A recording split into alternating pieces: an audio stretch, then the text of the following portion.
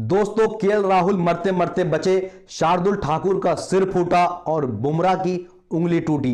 जी हां दोस्तों, सेंचुरियन का मैदान क्रिकेट का मैदान ना होकर बल्कि जंग का मैदान हो गया है। जी हां दोस्तों, साउथ अफ्रीका के गेंदबाजों ने ऐसा कहर बरपाया कि भारत के बल्लेबाज ना सिर्फ धराशायी हो गए बल्कि वो अपनी जान बचाते हुए भी नजर आए। लेकिन दोस्तों, इतनी खतरनाक गेंदबाजी के बावजूद भी केएल राहुल ने जो हिम्मत और हौसला दिखाया है वो वाकई काबिले तारीफ है। जी हां दोस्तों, साउथ अफ्रीका की खतरनाक गेंदबाजी के सामने जहां एक तरफ भारत के सारे बल्लेबाज संघर्ष करते हुए नजर आए, वहीं केएल राहुल ने चोट लगने के बावजूद भी बेहद शानदार खेल जारी रखा और उन्होंने शानदार 70 रन बनाए। और एक समय पर भारतीय इनिंग ऐसा लग रहा था कि 150 रनों के अंदर सिमट जाएगी, लेकिन केएल राहुल ने उसको 208 रनों तक पहुंचा दिया है और वो अब भी मैदान पर डटे हुए हैं। दोस्तों, भारतीय डगआउट में उस वक्त टेंशन बढ़ गई जब साउथ अफ्रीका के एक तेज गेंदबाज की बॉल केएल राहुल के सीधे गले में आकर लगी। जी हां दोस्तों, गला एक ऐसा हिस्सा होता है जहां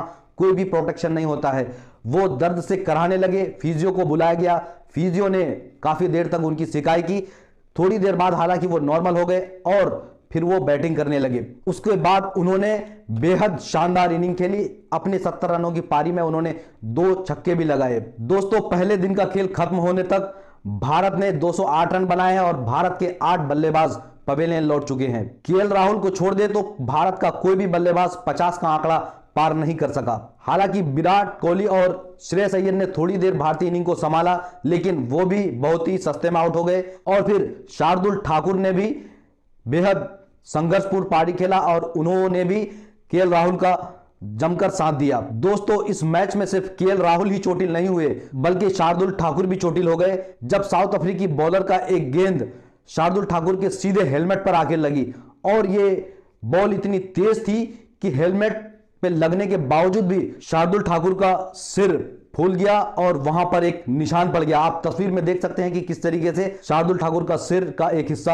आपको फूला हुआ नजर आ रहा है। हालांकि उनके लिए भी थोड़ी देर तक फिजियो मैदान पर रहे और उन्होंने उनका चेकअप किया, लेकिन थोड़ी देर में ही शार्दुल ठीक हो गए और उन्होंने केएल राहुल का जमकर साथ दिया। दोस्तों, सिर्फ यही दोनों नहीं बल्कि जसप्रीत बुमराह भी चोटिल हो गए। साउथ अफ्रीकी गेंदबाज के एक गेंद को जब बुमराह डिफेंस कर रहे थे तो वो गेंद बुमराह के उंगली पर आकर लगी और बुमराह थोड़ी देर तक मैदान पर परेशान नजर आए। फिजियो आए, उन्होंने उनका इलाज किया, थोड़ी देर में वो भी ठीक हो गए और उन्होंने भी थोड़ी देर बैटिंग की। लेकिन दोस्तों, केएल राहुल को जो गेंद आकर लगी वो बेहद खतरनाक हो सकता था, क्योंकि गेंद केएल राहुल के शरीर के उस हिस्से में आकर लगी जहां पर कोई प्रोटेक्शन नहीं होता है। आप चेस्ट पर अगर लग जाए तो चेस्ट गार्ड होता है, लेकिन गले के लिए कोई गार्ड नहीं होता है।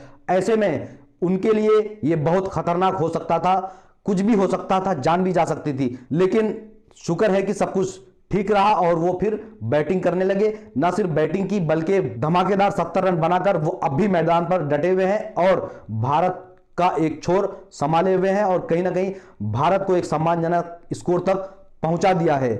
इस पिच के हिसाब से इस स्कोर को कम इसलिए नहीं कहा जाएगा क्योंकि ये पिच बेहद ही खतरनाक है, घास है, यहां पर फास्ट बॉलरों को बहुत ज्यादा मदद मिल रही है। भारत के पास भी 4 फास्ट गेंदबाज हैं और हम ये उम्मीद करते हैं कि जब भारतीय गेंदबाज बॉलिंग करने आए तो इसी जोश और जज्बे के साथ बॉलिंग करें और जो एग्रेशन आज साउथ अफ्रीका के गेंदबाजों ने दिखाया है वही एग्रेशन भारतीय गेंदबाजों की तरफ से भी देखने को मिलेगा।